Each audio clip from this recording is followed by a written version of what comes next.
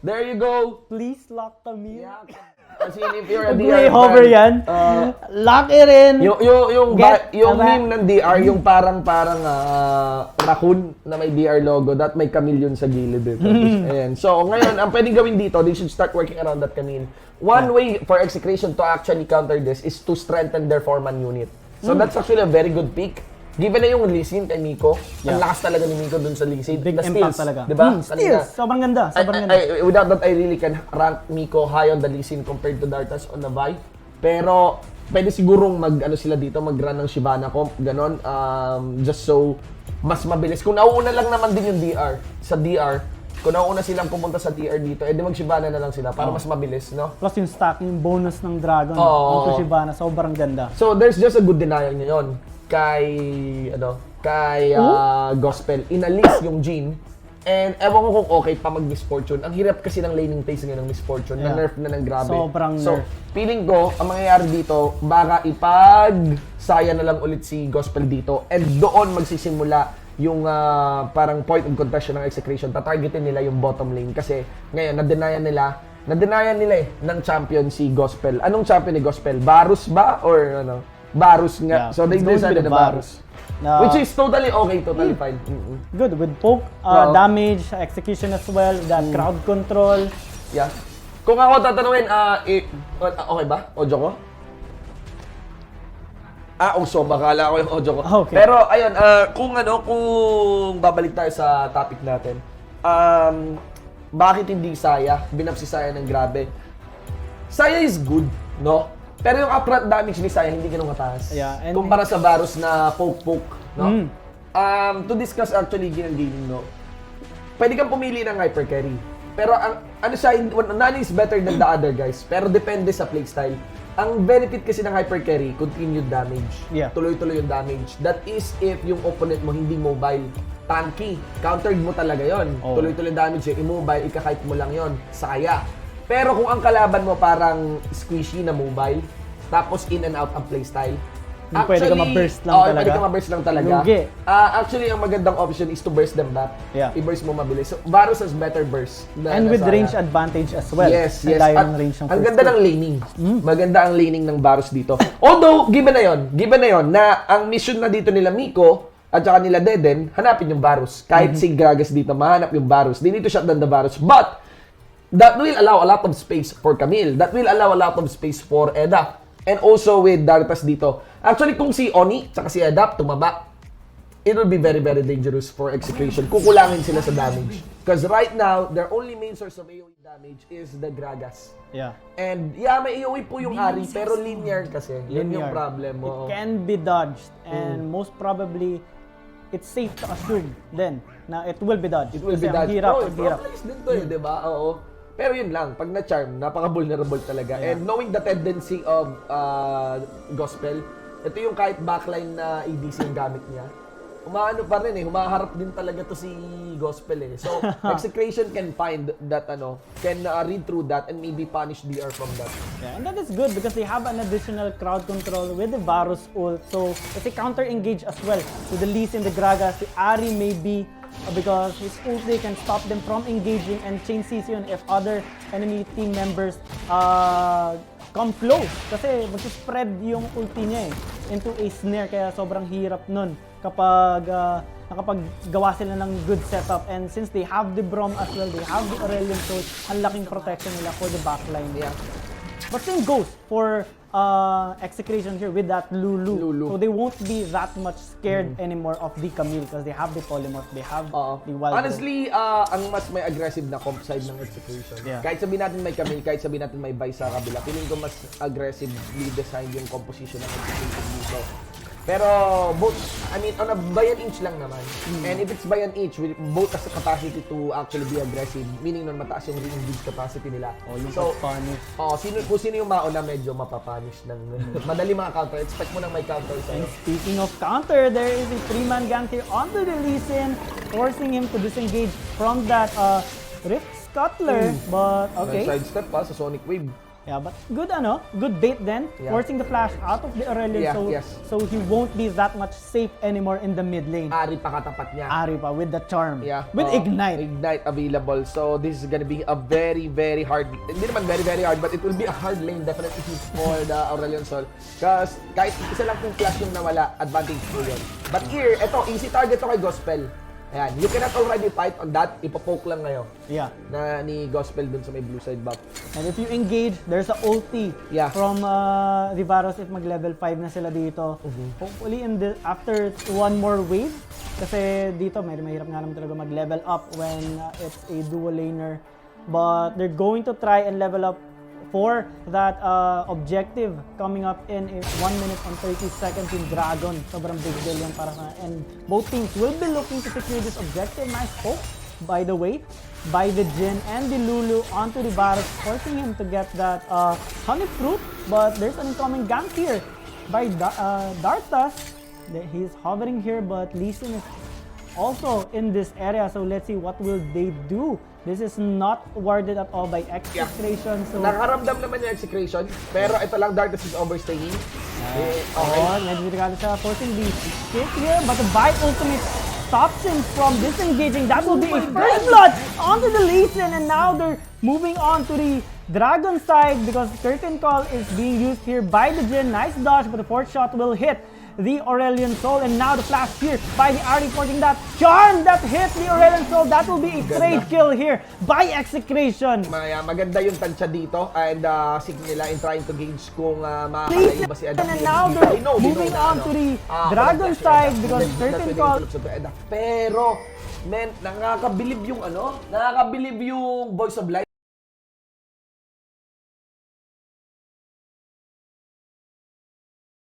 Predict sa may tribe rush nung Voice of Light, tumakas yung Lee Sin doon. Yeah. Right after siyang maabutan ng Celestial Expansion, and actually binink nga nila yung Lee Sin, no? Darkness targeted the Lee Sin, they went all in on that Lee Sin. Voice of Light kaagad, sa may gawing kanan dito, nagit pa rin yung takas ng Lee Sin doon. Pero, medyo delikado yun. Especially that Dragon spawned already. It's being started here by DR Esports. So what will EXECRATION do? They're already moving towards this objective. It will be secured by DR Esports, and they will no longer pursue a team fight here. No ults are available on the Ari. No flash available on her. May ult man si Nico dito. They want a bit late. And kapag nauna sa pwestuhan yung DR, anong advantage nila? They can poke down. Pwede sila man-poke, pwede sila man-anticipate ng laban. Pero ito lang, mali yung rotation, yung disperse ng DR mula sa B.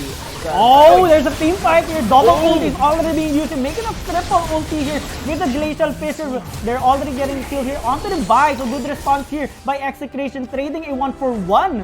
And now they disengage with that very fantastic team fight handling. EXECRATION managed to secure a kill onto that buy after they lost the Lulu. So ganda nun, ganda. Plus, hindi sumama sa laban na yun, or rather, maagang umalis sa laban na yun si Gospel. He actually went for a very quick push down on the bottom lane. It will establish good pressure, lalo pa meron pang enough oras para magsimula doon sa Herald fight. Pero, of course, kailangan nang umuwi dito. Yan, final poke. Pag win ni Gospel, he should be going for the top lane side because the setup now will be done for the Herald. Ganon din ang ginawa ni Oni. Makikita mo dito si Oni, he will be resetting also. He will be going for the bottom lane side. Ang curious ako, will he get teleport? No, he won't. He will be getting more combat items, which makes sense totally. You'd want that. Tapos maglalakad na lang sa mano-mano doon sa Herald. If you want a game-changing fight, this is it. It will happen in just less than 30 seconds. It will happen indeed. And now, DR Esports managed to secure that vision over the Baron Pit area with that Scuttle Crab being secured. So let's see what will they do to utilize this advantage they have over to EXECRATION. Guardian Angel being picked up here by Nico. So he's a little bit more safe than usual, not anymore scared anymore to engage onto the backline and dive because he has that second life from the GA. They have this setup already. Let's see what they will do. They're trying to make a pick here onto the Varus. Sonic Wave connecting here, but that ulti stops him from engaging, forcing that GA, and now that 3-man CC by that Aurelion Soul. They're now punishing the overextension here by Execration, and they're looking to get more. They're looking to get this Rift Herald after getting a kill onto that Lee Sin. Masterful use of terrain, GN Gaming, no? Ginamit ni Gospel dito yung natural barriers ng blue buff jungle. So no one can access him. Tapos the moment that, of course, predicted yon yung Lee Sin mag-all in sa kanya, without hesitation, ultimate sa mukha. Di mo naman pwede dikitan yun kasi boy, pwede ka stop ma-access. there. And that's it. You just stop there. And you can actually see, naka-GA ba yun? Pasilip nga tayo sa Lee Sin. Yeah, Kung the GA was top ba popped yun? a while ago. Oh, so fresh GA lang yan, men. So nawala ka agad yung value ng GA kasi namatay pa rin siya. Diba? Matay pa rin. Oh, and that's the thing. Herald should be easy here. Very good trade here by Execration, syempre. Kasi ano na yun, matic na talaga yun. Sa team fight na yun, the moment na namatay yung Lee Sin, bigay yung Herald, trade nyo na. Punta kayong baba. Mabilis yung Execration dito, pero it goes without saying, ganun din ang ginawa ng DR, lapag na kaagad ng Herald sa taas. Yeah, and getting 2 charges here, so nice damage onto the tower. They're now forcing the fighter Hexagon being used onto that Ari. They will get 2 kills because of that. And Lulu has slain as well, and now Jin trying to do some damage onto the Vi, but even the curtain call won't be enough. The Varus though getting caught here. The Gragas overextending there, and he will be punished for sure. And now, oh, okay, what? Yeah, I think we have some latency issues for that part, no? Tumagos lang yata, pero we will know what will happen, guys. For that side, no, for that team fight. I think we will have to reconnect, pero I think that is gonna be a team fight to be won by Yeah, we're gonna see Lee Sin by go DR to the Esports. heavens. By DR Esports. Okay, nasa taas yung Lee Sin natin, no.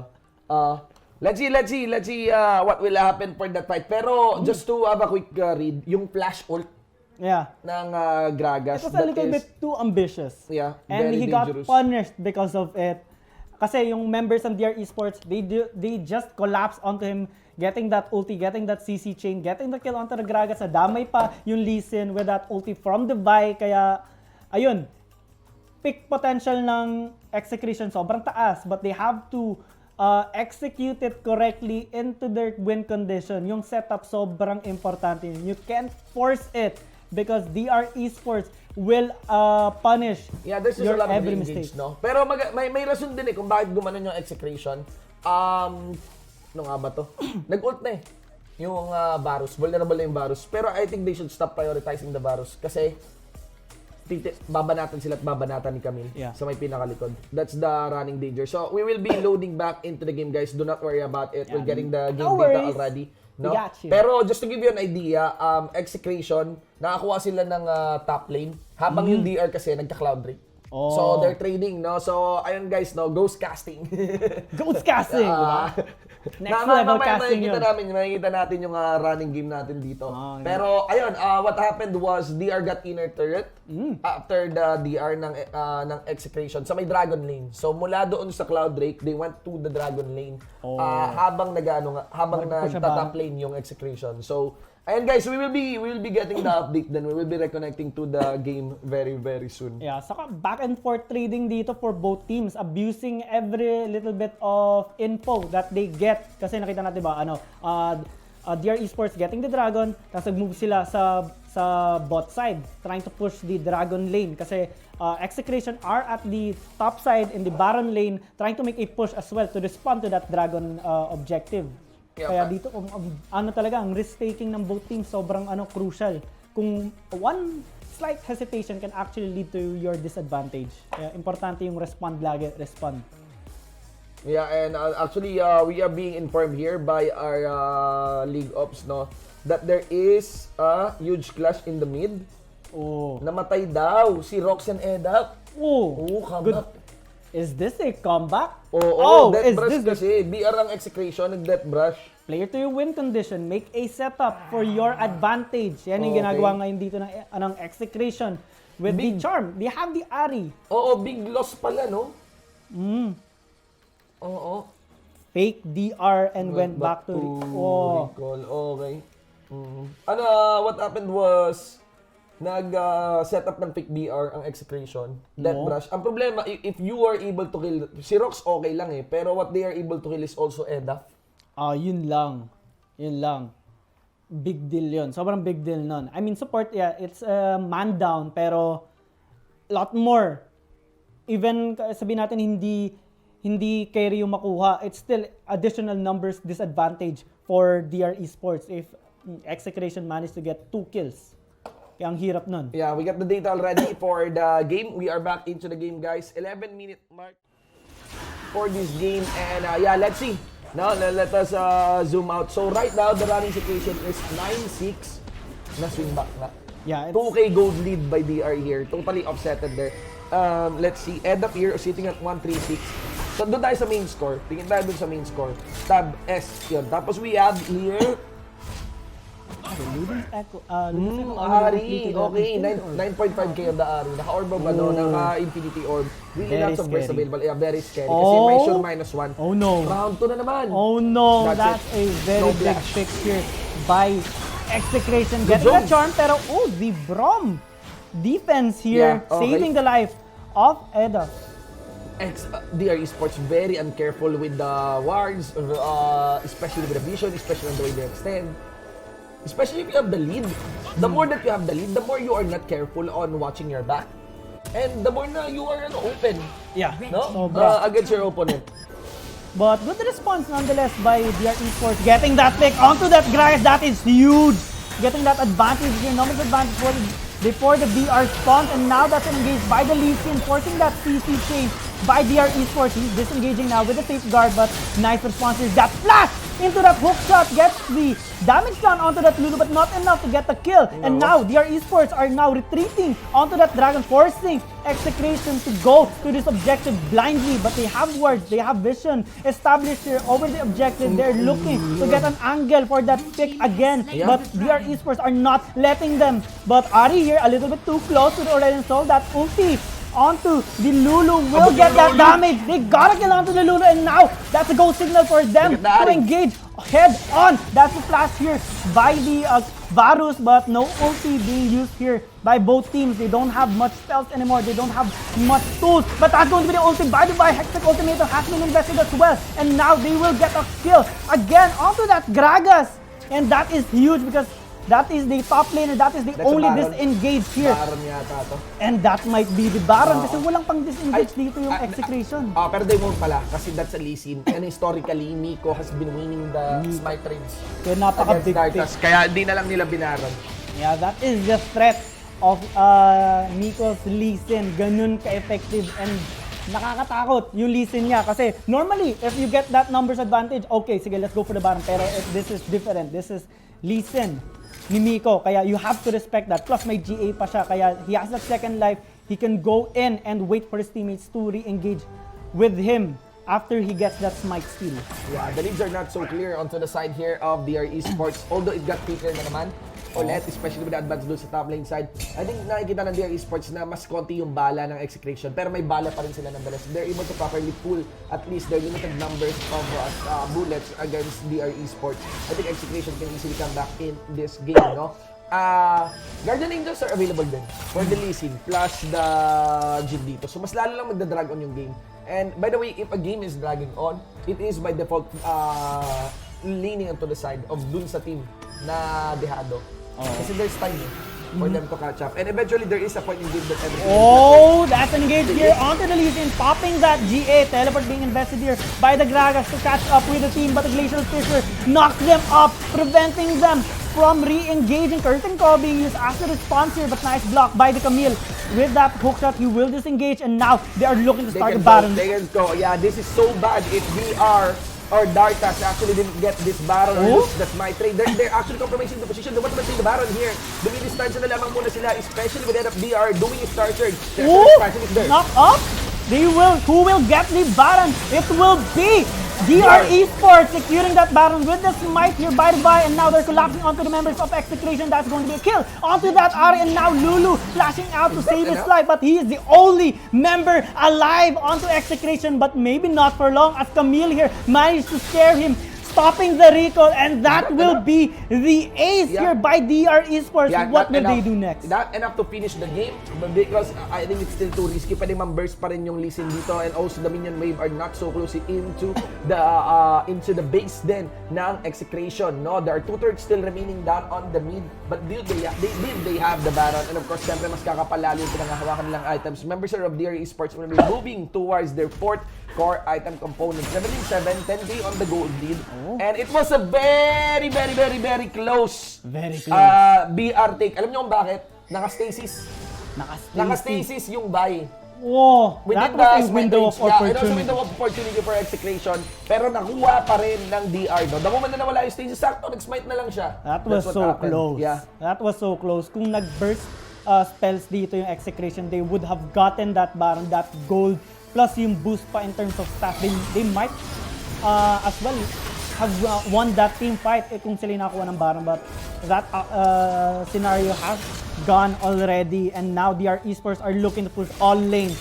Baron lane, mid lane, and Dragon lane as well. They managed to get a tower already onto the top side of the map. And now, as Dragon spawns, this is an Elder Dragon, Infernal pa ito. And after securing a mid lane, tier 2, DR Esports are looking to go to this objective. Vi has already started the Dragon take, and with gold advantage that is above 10,000, that is so much gold that DR Esports has. They can just get this objective and increase furthermore dramatically their win condition, because the Elder Dragon is so OP. They have the burn.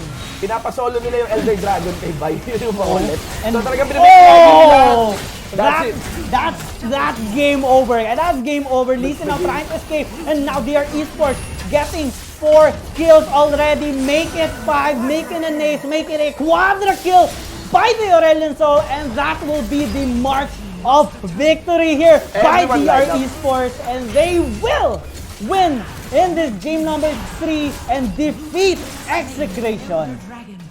That Darius. Number 3. Oh my God. Muntik na naman ako malaglag.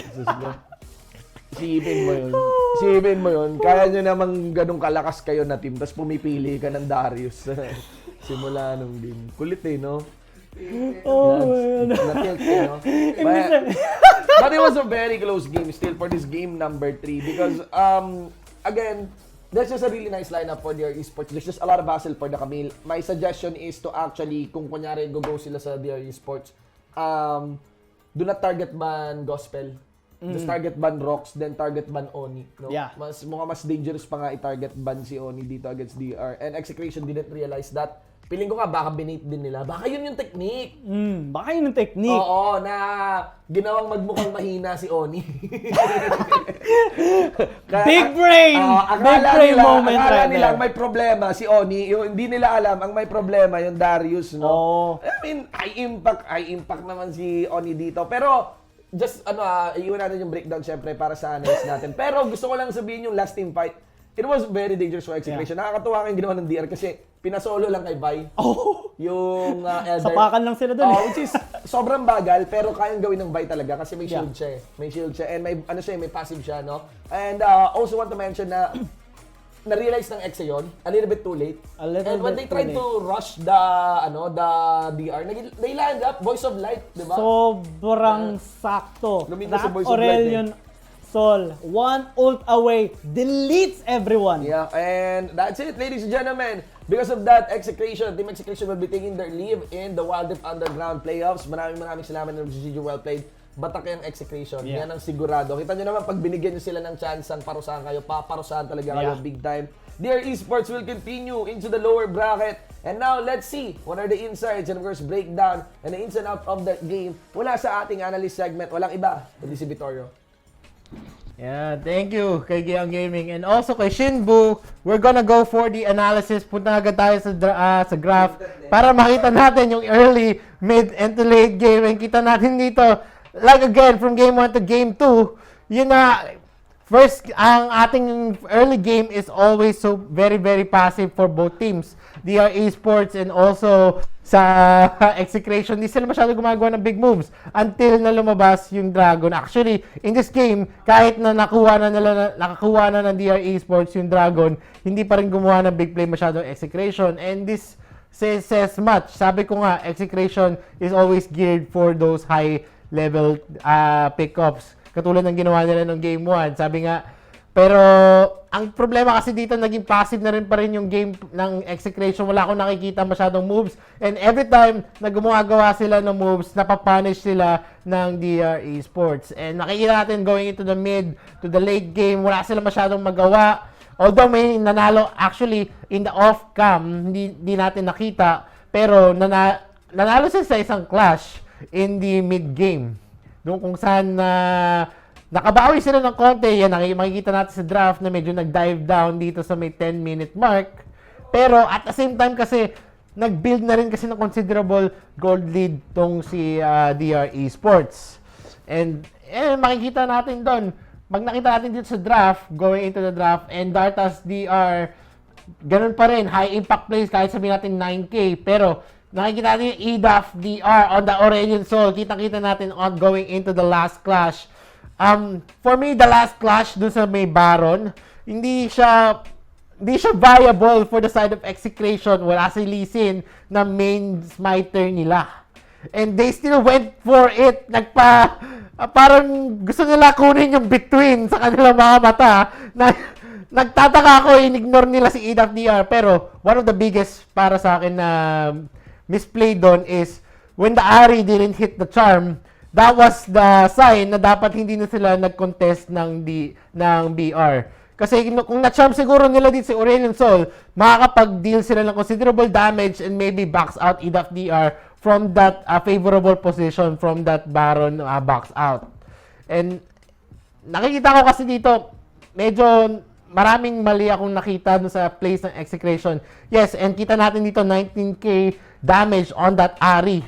Pero hindi siya ganun ka-impactful kasi hindi tumatama mostly yung mga charms niya. And that is one of the problems para sa Execration. Kasi if you wanna go for an initiate, yes, bago pumasok sila Miko, at least you have someone, kailangan may matcha-charm muna si Deden bago sila makapasok and bago mag-disrupt dito si Gragas. But most of the clashes that happens, most of the initiates, hindi tumatama yung charm. Minsan, 3-second delay bago siya makag-charm para siguro i-target kung tatama o hindi. And siguro i-workout din siguro nila yon as a mid laner para kay Execration Deden. Pero dito sa DR Esports, ang pinaka talagang nagpanalo sa kanila, the winning condition for them was always na laging nag-overcommit yung Execration on taking down that Varus. So, very expected lagi na si Varus lagi yung target. Bakit si Varus? Diba? Bakit si Varus lang kailangan mo target? Marami pa naman ibang lane. You have that mid lane, EDAF-DR. Can also be, gank. Isang Dragon's Rage, Resonance Strike ni Lee Sin, and that's, it's a game finish for sa isang squishy na Mage Hero. Or, pwede ka rin pumunta kay Oni DR. Kasi, nandyan naman si Olaf, tapos gagankin nyo ng 4-man gank. Kaso dito kasi sa plays natin dito for this Execration, sobrang play safe, sobrang standard. They all have that 2-1-1 gameplay. Wala kang makikita masyadong gank, even for Miko. Miko was very shut down very early to the game and mahirap yun for a Lee Sin. Especially if you don't build a damage item dun sa early pa lang, hindi ka talaga mag-snowball as a Lee Sin. Kailangan mo pa rin ng modicum of damage. And just having that GA as a first item, hindi siya magiging effective para makakuha ng pickoffs kasi kukulang yung damage mo. Yes, may second chance ka to live. But at the same time kasi, since si Miko lang kasi yung magsusustain para sa kanila, wala silang choice para kung hindi i-build yung Guardian Angel on Miko. And isang sa mga mali siguro nila is having that Gragas on their lineup. Kitang-kita natin, yes, naka-Liandris siya, naka-Roa siya, naka-Infinity Orb siya. But at the end of the day, kitang-kita natin doon, isang Hextech Ultimatum, isang araw coming in from Varus, isang Assault and Battery, tapos na ang isang Tonte. So, laging 4v5 ang kanilang clashes. And pinipilit pa rin ng Execration, inaasiman ng inaasiman going into those clashes. Yan, you need to, sa game na to, it's about how you prolong the game. Kung lugi kayo, you have to make a strategy na papaabutin nyo yung team nyo sa late game. Pag may na-pick up sa inyo, play safe. Wala ka nang magagawa. Hunker down, punta kayo sa torre. At least, kung may torre kayo, magiging 6v5. Imbis na 5v5 na lugi yung Execration. Yeah, and ayun nga, baguhin yun. Ang pinakamali rin sa Execration is they focus much on that Varus instead of, capitalizing on the lineup that they have. They have that Lee Sin with the early game potential, pero man, oh man, picking off that Varus is gonna be hard dahil may Brom, and at the same time, champion siya ni Dartas DR just going for assault and battery. Wala na masyadong magagawa si Miko as the main entry for Execration. Yeah.